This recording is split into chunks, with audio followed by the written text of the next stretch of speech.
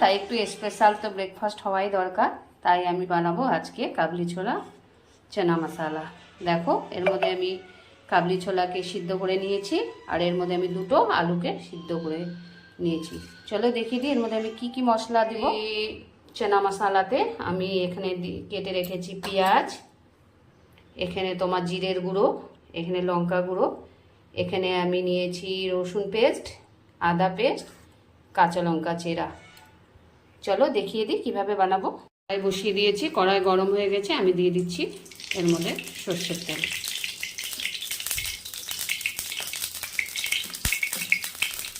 তেল গরম হয়ে গিয়েছে, আমি এর মধ্যে দিয়ে দিচ্ছি গোটা জিরা সোমবার, দিয়ে দিচ্ছি তেজপাতা, এখন দিয়ে দিব কেটে রাখা পেঁয়াজগুলো।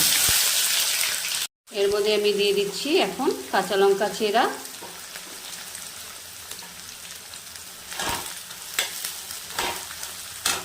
দিয়ে দিচ্ছি রসুন কুচিয়ে রাখা, আদা কুচিয়ে রাখা, জিরের গুঁড়ো, লঙ্কার গুঁড়ো দিয়ে এখন আমাকে এটাকে পেঁয়াজটার সাথে মশলাগুলোকে আমাকে ভালো করে ভেজে নিতে লাগবে। পেঁয়াজটার সাথে আমার মশলাগুলো ভাজা ভাজা হয়ে গিয়েছে। এর মধ্যে আমি এখন দিয়ে দিচ্ছি সিদ্ধ করা আলুটা আর কাবলি ছোলাটা।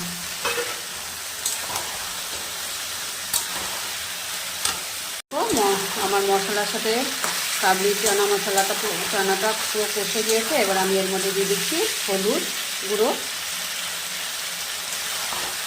আর দিয়ে দিব স্বাদ অনুযায়ী লবণ। তোমরাও নিজের স্বাদ অনুযায়ী লবণটা অ্যাড করে দিবা। এবার আমাকে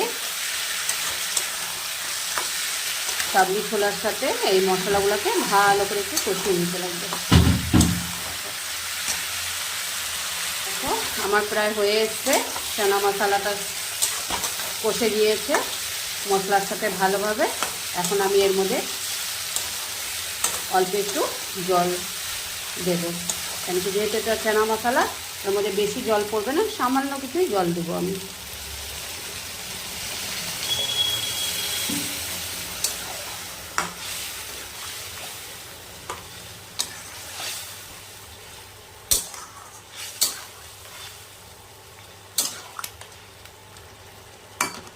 চানা মশলাটা হয়ে এসছে, আমি এর মধ্যে দিয়ে দিচ্ছি তোমার গরম মশলা।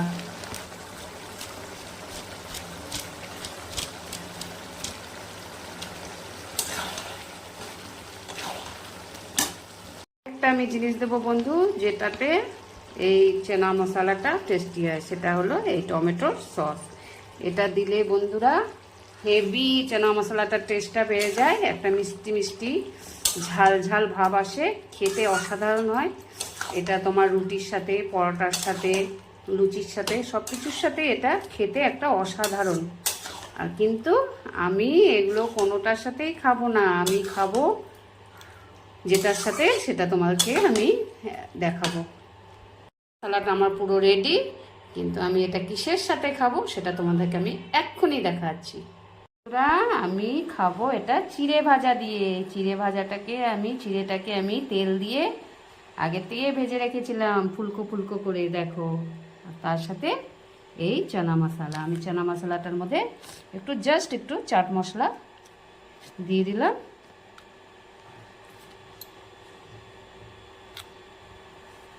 দেখো ব্রেকফাস্টটা কেমন হয়েছে, আর কার কার এই ব্রেকফাস্টটা খেতে ভালো লাগে অবশ্যই কমেন্ট করো কিন্তু। ঠিক আছে, ততক্ষণের জন্য তোমরা সুস্থ থেকো, ভালো থেকো, টাটা।